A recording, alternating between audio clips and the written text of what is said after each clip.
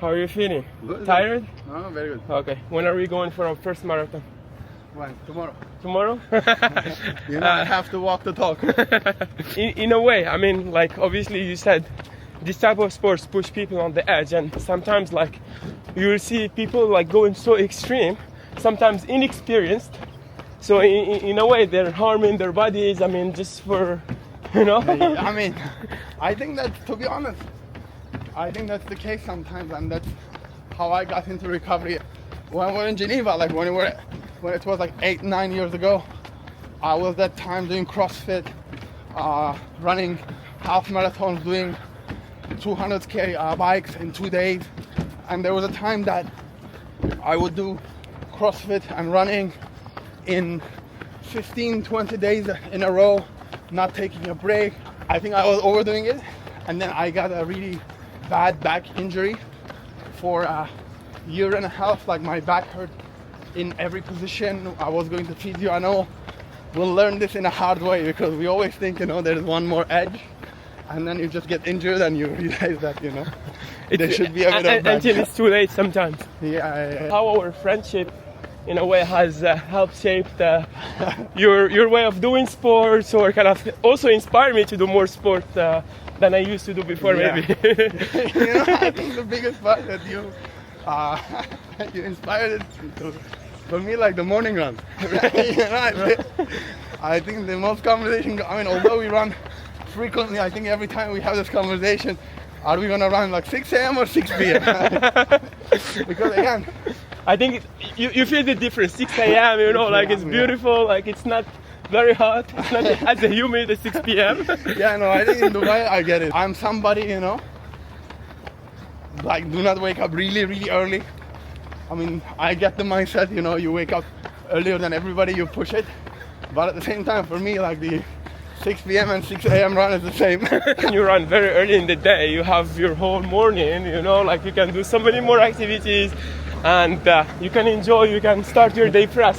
I'll go take a nap.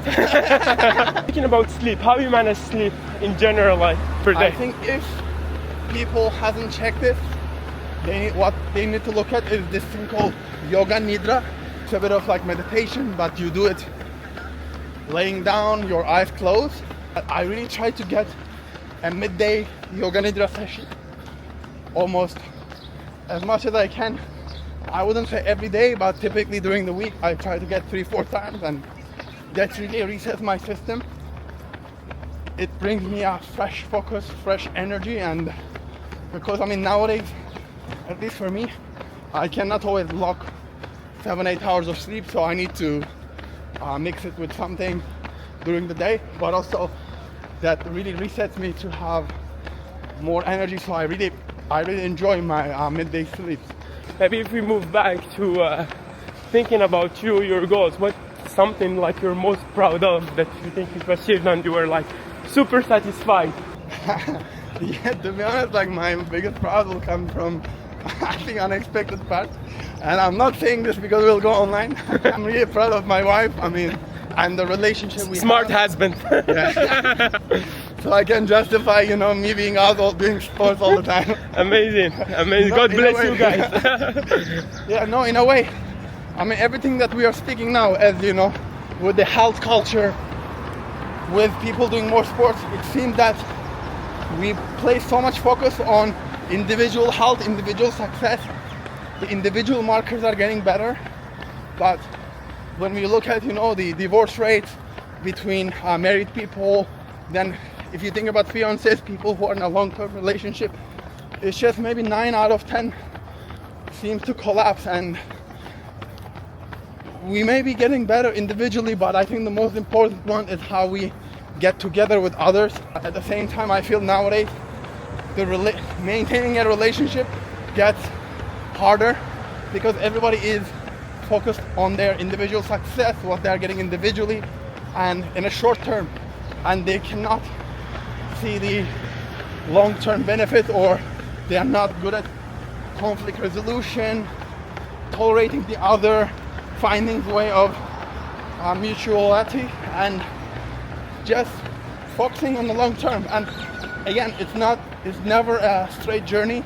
it has ups and downs, it has different periods, some winter, some summers, but I feel the most gratifying thing in life is, a family, friendship, and Alhamdulillah. like really those close people with you. And when it comes to the principles, so far I'm really proud of this. And in a way, sports help to build calm in that relationship. Like you're probably more into team partners together to do sports, or how do you think about it? To be honest, for sure, what I really think is at least the calming perspective, because I think sports is where you get out your stress, and then you can just manage that better. So in that sense, I think sports is good. If you can do it with your wife, it's still good. Dila doesn't like running much, but we'll bring her in. Don't worry. We go to the gym together, and he trains hard with the weights.